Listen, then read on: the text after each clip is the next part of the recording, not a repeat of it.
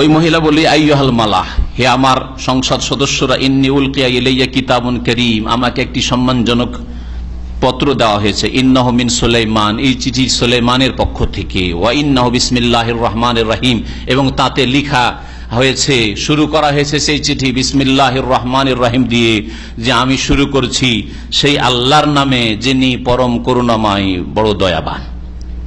এটাই হচ্ছে সুন্নতি তরিকা, এটা হচ্ছে কোরআনী শিক্ষা, যে চিঠি শুরু করবেন কি দিয়ে? বিসমিল্লাহির রহমানির রহিম দিয়ে, 786 দিয়ে নয়। ভালো করে মুসলিমরা শোনেন, 786 দিয়ে হিন্দুরা শুরু করে না, 786 দিয়ে ইহুদি খ্রিস্টানরা শুরু করে না, 786 দিয়ে জাহেল মূর্খ মুসলিমরা শুরু করে। অথচ কোরআনে কারিমে আয়াত স্পষ্ট রয়েছে যে চিঠি লেখার তরিকা হচ্ছে বিসমিল্লাহির রহমানির রহিম দিয়ে শুরু করবে। নবী করিম সাল্লাল্লাহু আলাইহি ওয়াসাল্লাম সহিহ বুখারী হাদিস রয়েছে, নবী সাল্লাল্লাহু আলাইহি ওয়াসাল্লামের আরো অন্যান্য হাদিসের কিতাবে এই হাদিস রয়েছে যে প্রত্যেক রাজাকে, বাদশাকে চিঠি লিখতে গিয়ে রাসূলুল্লাহ সাল্লাল্লাহু আলাইহি ওয়াসাল্লাম বিসমিল্লাহির রহমানির রহিম দিয়ে চিঠি লিখেছেন। আর লিখবেন 786, আল্লাহ পাকের কি করে রহমত হবে? আরো কি জানেন 786 মানে কি?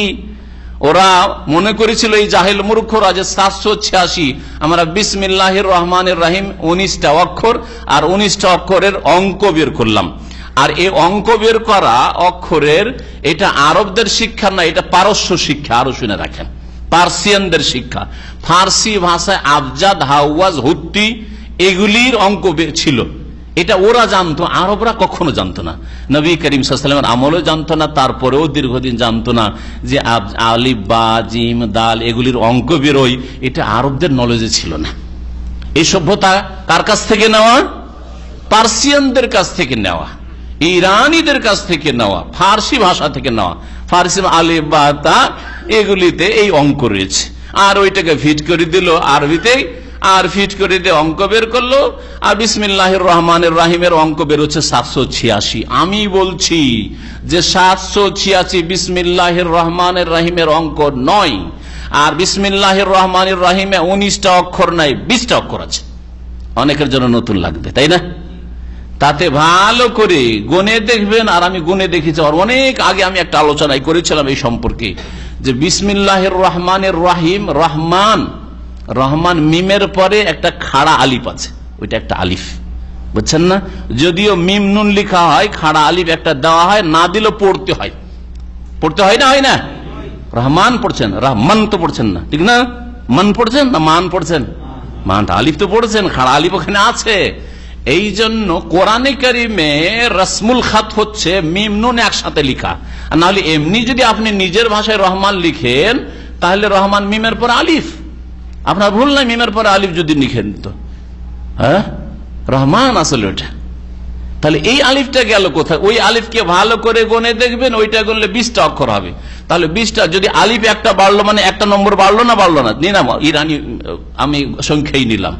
এই গণনা আরবদের নাই, ঠিক আছে, ওই পারস্যদের কাছ থেকে নিলাম। তারপরে তো একটা অঙ্ক বাড়লো না বাড়লো না?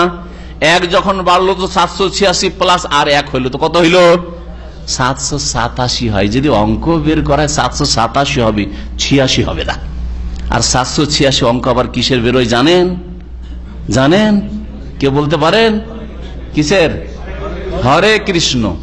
আমি যখন কোন বই পড়লাম যে হরে কৃষ্ণ অঙ্ক বেরোয়, তো আমি মুকাল্লেদ নই, অন্ধ অনুকরণ করি না। তখন হা রা ইয়া কাফ রা শিন নুন আলিফ, হরে কৃষ্ণ, এইটাকে লিখে একটা একটা করে অঙ্ক দিয়ে হিসাব করলাম, 786 বেরোল। কত বেরোল? 786। তার মানে যারা 786 তাদের ক্যালেন্ডারে লিখে, বাড়িতে লিখে, গাড়িতে লিখে, চিঠিতে লিখে, তারা কি লিখে? হরে কৃষ্ণ লিখে। যেই মুসলিম হরে কৃষ্ণ লিখে, সে মুসলিম থাকবে না মুশরিক হয়ে যাবে? বলুন তো দেখি, আপনারাই বিচার করেন।